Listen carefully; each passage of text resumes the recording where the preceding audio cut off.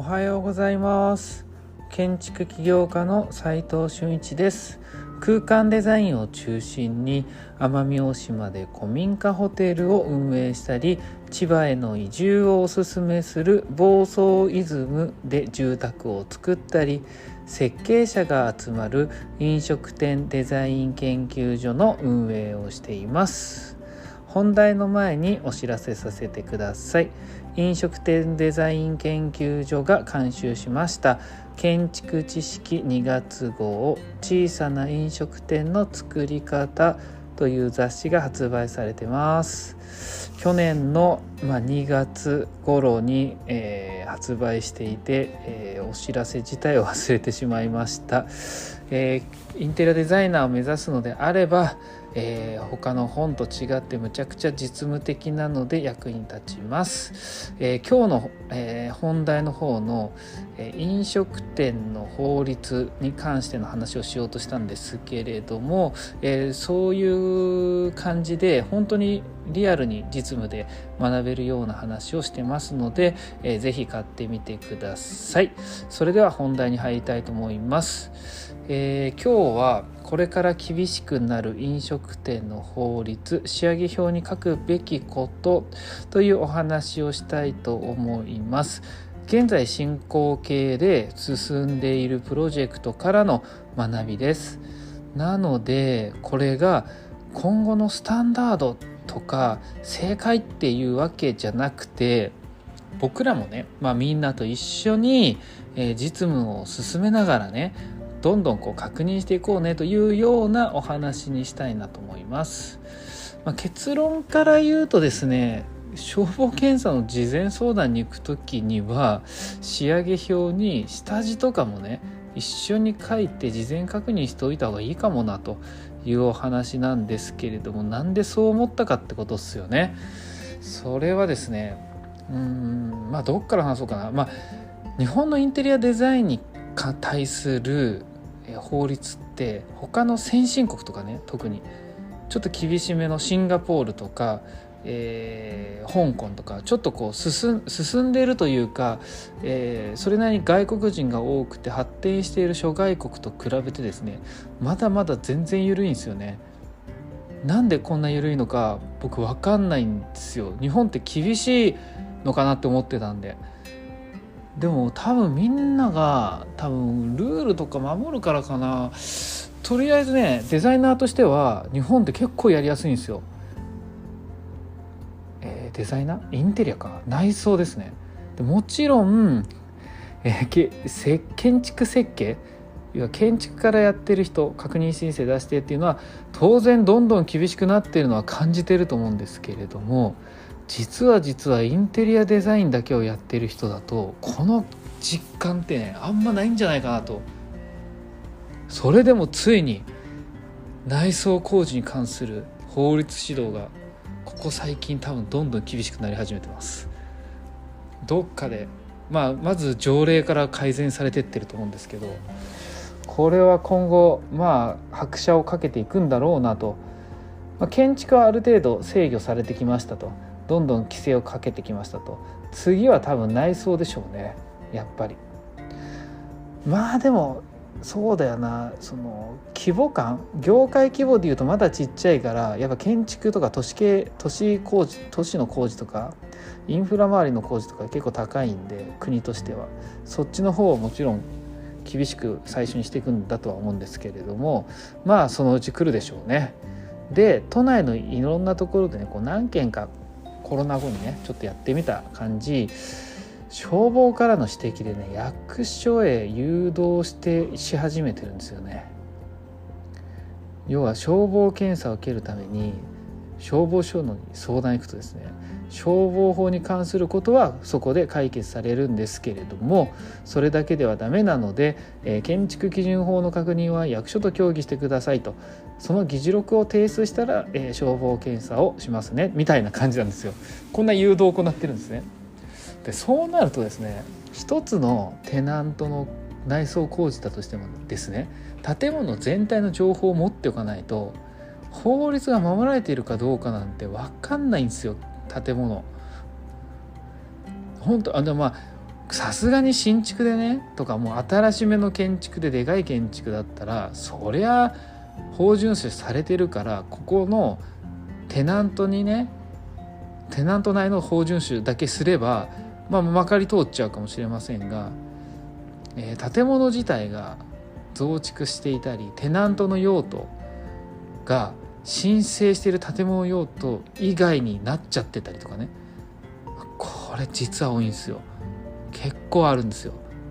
要するにですよ、建物自体が建築された当時はオフィスビルだったのに飲食店とか物販店がテナントとして貸してしまってるみたいなパターンですね。でインテリアデザイナーでオーナーさんだって不動産屋さんからこれ飲食店かの物件ですって言って借りるじゃないですか。で例えばインテリアデザインだけを僕らの依頼してくるとするじゃないですか。その状態で飲食店ができない物件だったよねみたいなことでチェックしようと今までしなかったんですよね。でもみんなが OK って言ってても建築家が中に入っていないんですよね。不動産屋さんとオーナーさんとテナントオーナーさんとその仲介の不動産屋さんと誰も専門家がいないんですよ。でさらにここでインテリアデザイナーでライセンスがない一級建築士とかのライセンスがなくて知識がない人が行っちゃったらもうなおさら分かんないですよね。それで作っちゃうみたいな、これが多分今後まずいよねってことになるってことですよね。で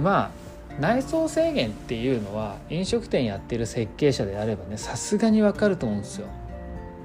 ね。ここではさらっと説明しますよ。説明いらないと思いますけどね。要は火を使うところは燃えづらい仕上げにしとこうねみたいなやつっす。でこのあたりはどういう仕様にすればいいかとかググってくればいっぱい出てきます。緩和装置とかも調べればね天高めっちゃ高いといいよみたいなあるし、それはググって調べて学んでみてください。でここではそうじゃなくてね、僕もあんま知らなかったなみたいなやつなんですよ。でプランとかに知らないわけじゃない、何回かやってます。何回かやってるけどまずは、プランとかに影響出てくる内容ですね。根幹の内容ですよね。でオープンキッチンとかで焼き台やグリラーなど火を使用する機器を置くと思うんですよ。そうすると消防署から入り口から5メートル離してくださいねって言われることがあるんですよ。これってどういうことかっていうと、火事が起きた時に出入り口付近に火元、火があっちゃうとそこが燃えてるから逃げづらいし消火活動にも影響しそうだよねっていうことでそういうものができたんだと思うんですよ。法律作った人に聞いたわけじゃないんでね、僕も合ってるか分かんないですけど、多分避難口とか階段とかの距離を言っているのでそんな感じだと思うんですよ。これね東京都の、火災予防条例だっけな、そんなようなやつだったと思います。でもね実際10坪とかね20坪のお店で5メートルの距離取るってなかなか難しいわけですよ。だって10坪なら空間自体が6メートル角もないわけですよ。それで5メートルって端っこじゃないですか。もうとなるとちょっと配慮してよって話なんですよ。だから消防署行って聞くのがやっぱベストっすよね。例えば火を使う厨房機器をバック厨房にすれば、要するに厨房の部屋を作ってその中に突っ込めばそれは大丈夫ですよね。その中から、一回そこで、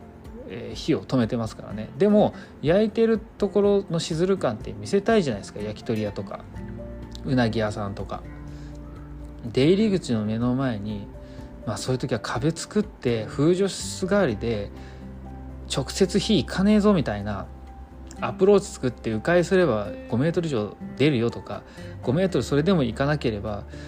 一応配慮してんだけどっていう話をやっぱするべきですよね。で直接的に火と入り口を遠ざけられるはその距離が稼げたりするわけなんで、それで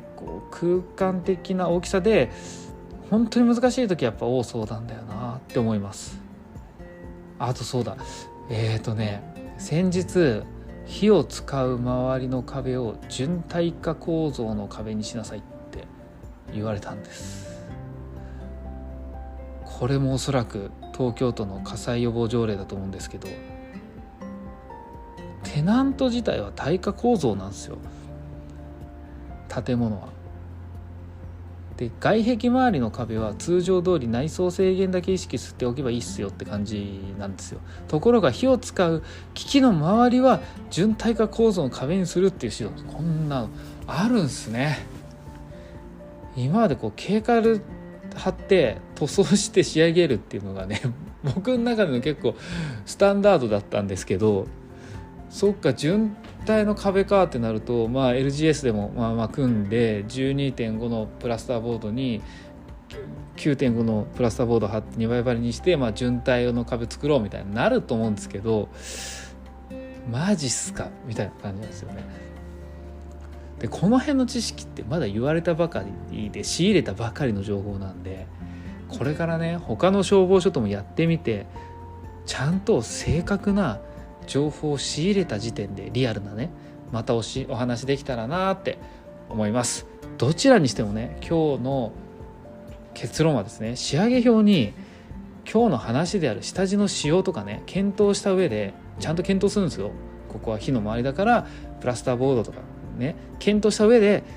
消防署と事前相談すると一番確実。本当にそう思う。皆さんもこれからの飲食店設計を気をつけて行ってみてください。実務で学べるインテリアデザインの学校隠れ家では、非公開の LINE グループに入っていただき、設計者や施工者のやり取りを見て学んでもらっています。仕事につなげようと思っている方は、設計者として挑戦する価値ありかなと思ってますので、まずは LINE のオープンチャットの方を覗いてみてください。それでは今日しかない大切な時間を全力で楽しみましょう。建築起業家の斉藤俊一でした。ではまた。